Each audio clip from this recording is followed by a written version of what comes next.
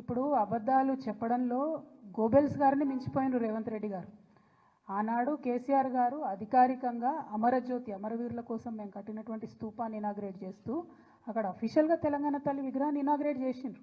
అందులో ఏమీ ఆశ్చర్యం ఏం లేదు. సో ముందే ఆల్రెడీ చేసి ఉన్నారు. కానీ చేసి ఉన్నా కూడా తర్వాత ఆ ప్లేస్లో పెడదాము, అక్కడ ఎక్కడైతే ఇప్పుడు వీళ్ళు రాజీవ్ గాంధీ గారి విగ్రహం పెట్టినరో ఆ ప్లేస్లో తెలంగాణ తల్లిని పెట్టాలని డిజైన్స్ ఫార్ములేషన్ అన్నీ అయినాయి. కానీ వీళ్ళు సోనియా గాంధీ గారి దగ్గర మార్కులు కొట్టేయడానికి అక్కడ రాజీవ్ గాంధీ గారి విగ్రహం పెట్టుకున్నారు. కానీ అది ప్రజల ఆమోదం లేదు. రాజీవ్ గాంధీ గారికి తెలంగాణకి ఏం సంబంధం ఉన్నది? ఏముంది చెప్పండి. పోనీ రాహుల్ గాంధీ గారు సోనియా గాంధీ గారు అంటే వేరు, కానీ రాజీవ్ గాంధీ గారితోనైతే మన ఊహ తెలిసినప్పుడు అయితే మేము చూడలేదు. తెలంగాణ ఉద్యమం గురించి, తెలంగాణ రాష్ట్రం గురించి ఆయన ఎన్నడూ మాట్లాడలేదు. మరి ఇవాళ అక్కడ ఉన్నటువంటి రాహుల్ గాంధీ గారు కూడా ఒక్కనాడు కూడా పార్లమెంట్లో తెలంగాణ మీద మాట్లాడలేదు. మేమేమంటున్నామంటే మాకు సంబంధం లేని వ్యవస్థను, మాకు సంబంధం లేని వ్యక్తుల్ని తెలంగాణ